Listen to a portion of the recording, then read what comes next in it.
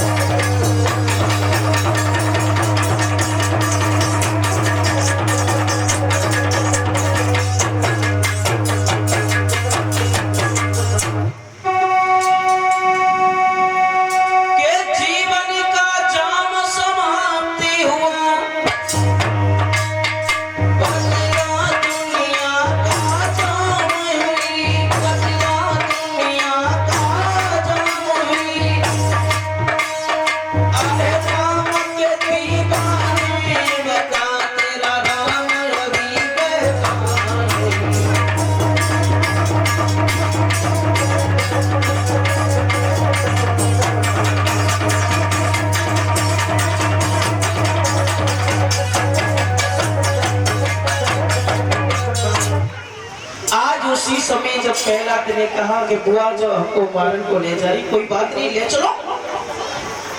और जैसी बोली के बता तेरा राम कहाँ है? प्रहलाद ने कहा, बुआ मेरा राम हर जगह व्यापक है। बोली कि आज मैं तुझे नहीं छोड़ूंगी।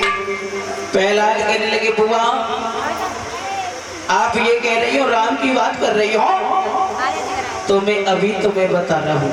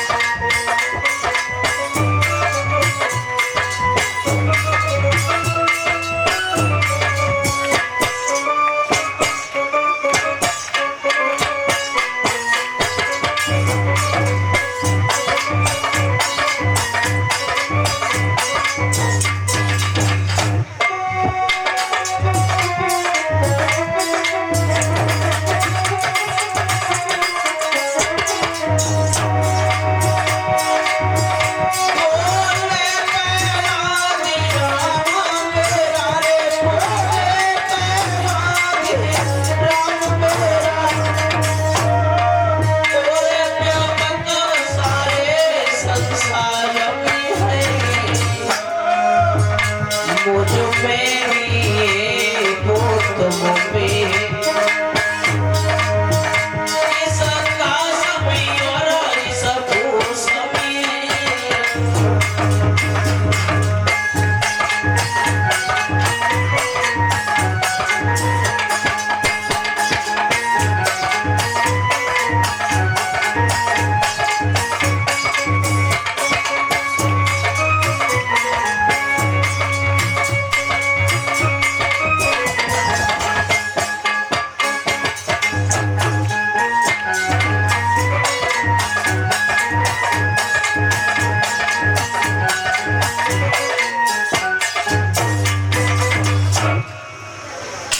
कहा प्रहलाद ने बुआ देखो हमें मत मारो, मैं तुमसे बार बार कह रहा हूँ। संगा का कहने लगी अब मैं तुझे नहीं छोड़ूंगा।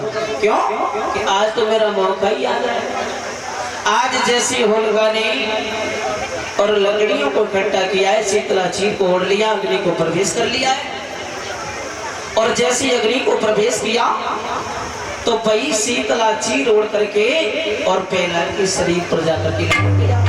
और जब लिपट गया तो उसी समय होलिका तो जल गई, लेकिन प्रहलाद बाहर निकल करके खड़े हो गए, कहने लगी राम राम। आज जैसे राम राम किया तो हिरण्याकश्यप ने देखा, कहा दुष्ट फिर भी नहीं मारा। बोले पिताजी हमें कोई नहीं मार सकता। हिरण्याकश्यप कहने लगा अब तो ऐसे नहीं मानेगा। हिरण्याकश्यप ने खम्मा लाल करवाया, बहुत तेजी से लाल करवाया। प्रहलाद एक बार को घबरा गए। प्रहलाद कहने लगे अब तो मैं नहीं बचूंगा पिताजी। कहने लगे प्रभु ये तो खम्मा बहुत गर्म है। आज मेरे गोविंद ने एक चींटी का रूप धारण कर लिया, और जैसे चींटी का रूप धारण कर लिया ऊपर नीचे आने जाने लगे। और जब आने जाने लगे प्रहलाद कहने लगे ये ना छोटी सी चींटी है और इसका कुछ नहीं बिगड़ रहा, तो मेरा क्या हो जाए। हाय पिताजी करते हुए उस खम्मे को गोदी में ले लिया और जेब में भर लिया है। और उसी समय उस हिरण्याकश्यप ने अपने हाथ में तलवार को ले लिया, और जैसे तलवार को लिया मारने को तैयार हुए हैं। और जैसे मारने को तैयार हुए तो वही तलवार क्या हुआ है,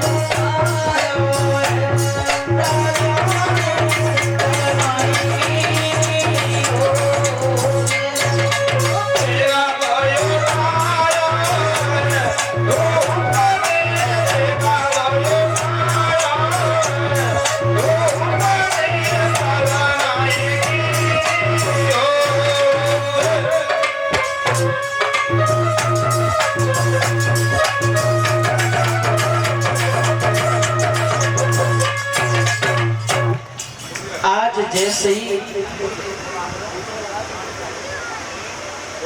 मारने को होते तो वही तो वही देगा।